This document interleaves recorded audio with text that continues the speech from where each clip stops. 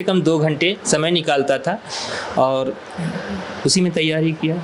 2 घंटे में सर क्या पढ़ने की कोशिश करते थे कि नॉर्मली इतना बड़ा सिलेबस माना जाता है? मैगजीन्स हर मंथ जो है मैगजीन्स लेता था और उसको रिवाइज करता था, वो हमेशा पढ़ता था, मैगजीन्स लेता रहा, पेपर्स लेते रहे। ये भी है कि हम लोग क्लर्कियल जॉब में आ गए। अगर जॉब में नहीं आते, अगर सिविल सर्विसेज के बारे में पहले से ही अगर एम रहता, एम बनाकर तैयारी किए होते तो ये कम ही अटेम्प्ट में हो जाता। अब कौन कौन सी ऐसी किताबें या फिर रिसोर्सेज फॉलो करते थे, कहाँ से क्या चीज़ कवर करने की कोशिश करते थे? हेलो एवरीवन, वेलकम टू स्टूडेंटों से हमारे साथ हैं इफ्तिकार सर, जिनका अभी हाल ही में जो बीपीएससी का रिजल्ट आया है उसमें डीवाईएसपी के पोस्ट के लिए सिलेक्शन हुआ है और इस सर का 5वां अटैम्प्ट था। इसके पहले सर ऑलरेडी सिलेक्टेड है बीपीएससी में।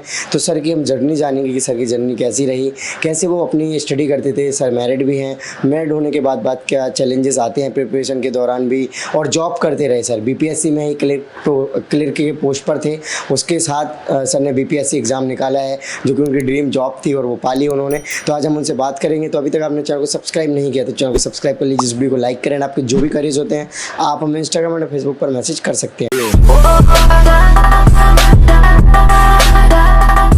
अपना एजुकेशन बैकग्राउंड बताइए। मेरी पढ़ाई लिखाई सरकारी स्कूल से ही हुई है, गांव के ही विद्यालय से हुई है और मेरा ग्रेजुएशन भी अपने ज़िले से ही हुआ है। उसके बाद मैं हिस्ट्री ऑनर्स ग्रेजुएट हूँ और उसके बाद फिर मेरा सिविल कोर्ट में क्लर्क के पोस्ट पे सिलेक्शन हुआ 2012 में जी।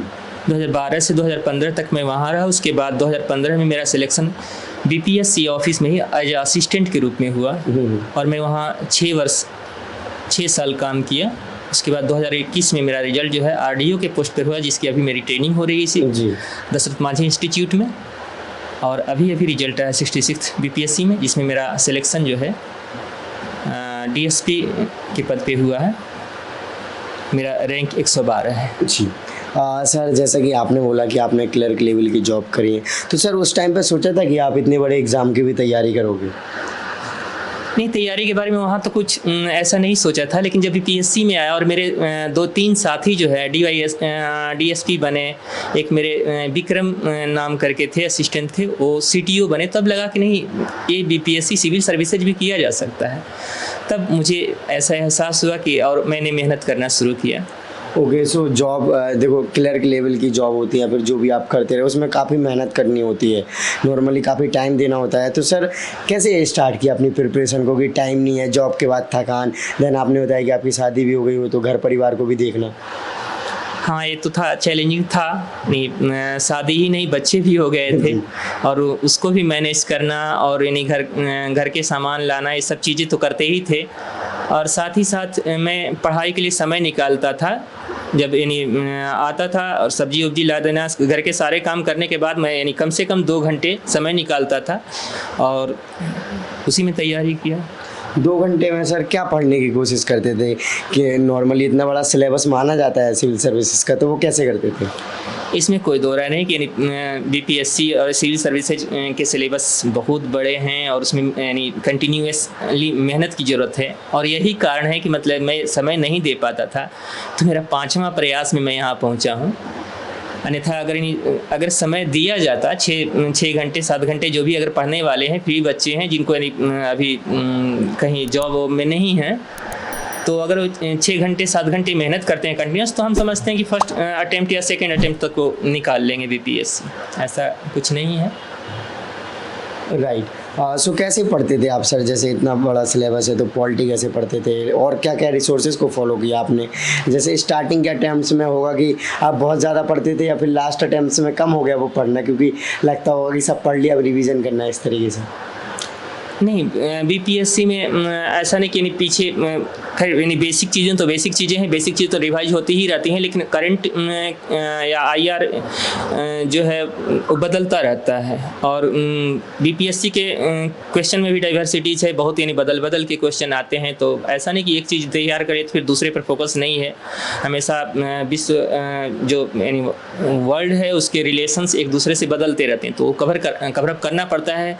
मैं मैगजीन्स हर मंथ जो है मैगजीन्स लेता था और उसको रिवाइज करता था, वो हमेशा पढ़ता था, मैगजीन्स लेता रहा, पेपर्स लेते रहे और उसके एडिटोरियल देखते रहे और मैं अपने सब्जेक्ट्स को लिखने का कम से कम यानी पर डे जो है 1 क्वेश्चन या 2 क्वेश्चन बैठकर लिखने का मैं प्रैक्टिस हमेशा किया हूँ कि और कुछ हो या ना हो, लिखने का प्रैक्टिस मैंने 1 क्वेश्चन हो 2 क्वेश्चन हो, जितना समय मिलता था मैं लिखने का प्रयास करता हूँ। ओके, लिखते टाइम आप जैसे आंसर राइटिंग करते हैं तो कुछ चीज़ ध्यान रखनी होती है कि हम आंसर राइटिंग कर रहे हैं तो हम ऐसा आंसर लिखेंगे, उसमें ये चीज़ें एटलीस्ट पॉइंट्स होने चाहिए।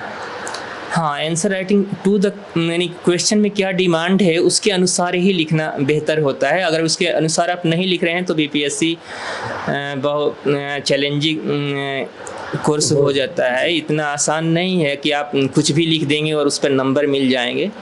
मैं बीपीएससी को लगभग 5 बार दिया हूँ तो मैंने फॉलो किया है कि मैंने जो क्वेश्चन अगर टू द पॉइंट लिखा उस पर नंबर मिले भी हैं, और जो मैंने ऐसे बना के आएंगे तो ऐसे नंबर नहीं मिलने वाले, ऐसे आपका सिलेक्शन नहीं होने वाला। और बाय द वे मेंस हो भी जाए तो फाइनल सिलेक्शन नहीं होगा। जी, अच्छे मार्क्स नहीं आएंगे तो रैंक अच्छा नहीं। जी राइट। सो आपके जैसे आपने बताया कि मैं कम टाइम दे पाता था, इसलिए ये भी एक कारण रहा कि मुझे 5 माह टाइम लग गया। और कौन सी ऐसी कमियाँ नज़र आती हैं कि शायद आप वो स्टार्टिंग डेज में नहीं करते तो और जल्दी सिलेक्शन हो जाता? हाँ, एक चीज़ ये भी है कि हम लोग क्लर्कियल जॉब में आ गए। अगर जॉब में नहीं आते, अगर सिविल सर्विसेज के बारे में पहले से ही अगर एम रहता, एम बनाकर तैयारी किए होते तो ये कम ही अटेम्प्ट में हो जाता, ये संभव था। एक चीज़। दूसरी चीज़, समय तो खैर मेरे पास था भी नहीं, और तीसरी पारिवारिक जिम्मेवारियाँ भी ज़्यादा बढ़ गई थी मेरी। मैं ऐसे बीपीएससी यानी पूरी तरह से एम बनाकर जिस तरह लड़के तैयारी करते हैं उस तरह मेरी तैयारी नहीं हुई है। Right. Okay, so sir normally आपकी जॉब मिल जाती है तो नॉर्मली लोग फिर सोचते हैं ठीक है गवर्नमेंट जॉब मिल गई है, ठीक है अब ज़िंदगी गुजारनी है, बस क्या है। अब लेकिन आपने फिर भी सोचा कि नहीं मुझे और इम्प्रूवमेंट करना है और बड़ा अफसर बनना है, तो ये मोटिवेशन कहाँ से आया आपका? ये मोटिवेशन अपने साथियों को देखकर आता था। मेरे साथ यानी असिस्टेंट में हम लोग यानी 2015 में जब हुए थे बीपीएससी में तो 25 लोग ज्वाइन किए थे, जिसमें मेरे 3 साथी या कहें 4 साथी जो है मेरे साथ ही के रहने वाले डीवाईएसपी हुए, और एक साथी सेल्टेक्स ऑफिसर हुए, और एक साथी प्रोफेसर बने। तो मुझे लगा कि हम लोग भी कुछ कर सकते हैं, तो वो मोटिवेट हमेशा होता रहा। क्योंकि बीपीएससी में ही था तो वहाँ से भी मोटिवेशन होता था, अच्छे लड़के आते थे, उनका हम लोग यानी सर्टिफिकेट वेरिफिकेशन करते थे तो उनसे भी मोटिवेट होने का मौका मिला कि हम लोग भी कर सकते हैं। उनसे भी पूछते होंगे कि भाई कैसे करा था, क्या चीज़ें थी, ये सब चीज़ें सीखने का मौका मिलता था। आपका बैकग्राउंड क्या है? हाँ, क्योंकि 10 टाइप के लड़के हम लोग यानी जब उनका वेरिफिकेशन करते थे सर्टिफिकेट हम ही लोग मिलाते थे, तो हम लोग पूछते थे कि आपने तैयारी कैसे की, क्या की, वो भी सीखने का मौका मिला, वहाँ से भी मोटिवेट हुए। ओके, सो ऐसे कोई गाइडर के रूप में भी आपको मिल गए होंगे, तो उन्होंने गाइड किया आपको किसी ने? हाँ, बहुत लड़के हैं जो यानी उन्होंने हमें मोटिवेट किया और गाइड भी किए, बताए भी कि कैसे आंसर राइटिंग करनी है, क्या करनी है, उनका भी सहयोग रहा है। राइट। कोई भी एग्जाम्स हो, बुक लिस्ट है या प्रीवियस ईयर क्वेश्चंस पेपर हैं, ये बहुत इंपॉर्टेंट हो जाते हैं। तो आप कौन कौन सी ऐसी किताबें या फिर रिसोर्सेज फॉलो करते थे, कहाँ से क्या चीज़ कवर करने की कोशिश करते थे? प्रीवियस क्वेश्चन आंसर्स की बुक्स हैं, यानी बीपीएससी, चूँकि बीपीएससी में ही मैं था तो वहाँ बीपीएससी गेट पर भी बुक्स मिलती हैं, तो प्रीवियस जो क्वेश्चन आंसर हैं जो उससे आंसर राइटिंग करना आसान था, उनको देखना और उनसे जो है अपने आप को सुधारता था। और इसके अलावा और भी बुक्स हैं, जैसे सार्थक की एक बुक्स आई थी, बहुत अच्छी बुक्स है वो, उसमें सारे टॉपिक्स कवर अप किए गए थे, उससे मैंने तैयारी की है। राइट। आपका ऑप्शनल मीडियम क्या है सर? मेरा optional Persian language and literature है और मेरा मीडियम हिंदी है। ओके, सो जो पर्शियन लिटरेचर आपने जो बताया तो ये कितना हेल्पफुल रहा आपकी सफलता में?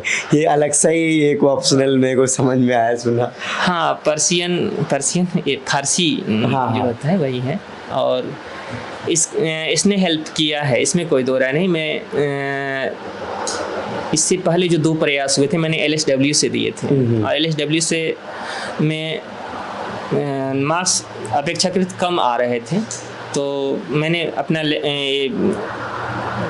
ऑप्शनल चेंज किया। ऑप्शनल चेंज करने के पीछे कारण भी था, मैं पर्शियन कुछ मैट्रिकुलेशन लेवल तक जानता था, और 1-2 लड़कों से मिले जो साथी थे हमारे, उन्होंने बताया कि पर्शियन में मार्क्स अपेक्षाकृत अच्छे आते हैं और लिटरेचर भी था। तो मैं इसके लिए सरवज सर और ख़ास करके हज भवन के राशिद सर का धन्यवाद करना चाहूँगा कि उन्होंने मुझे मटेरियल्स उपलब्ध कराया और कुछ नोट्स भी मिले मुझे, जिसके चलते मैं तैयारी किया। और लिखने का मैंने, चूँकि मैट्रिकुलेशन के बाद मैं उर्दू नहीं लिया था, तो मेरी हैंड राइटिंग भी उतनी अच्छी नहीं हो पाई थी, तो मैंने लिखने का प्रैक्टिस किया और पर्शियन का जो जो स्क्रिप्ट होता है वो उर्दू ही होता है जी।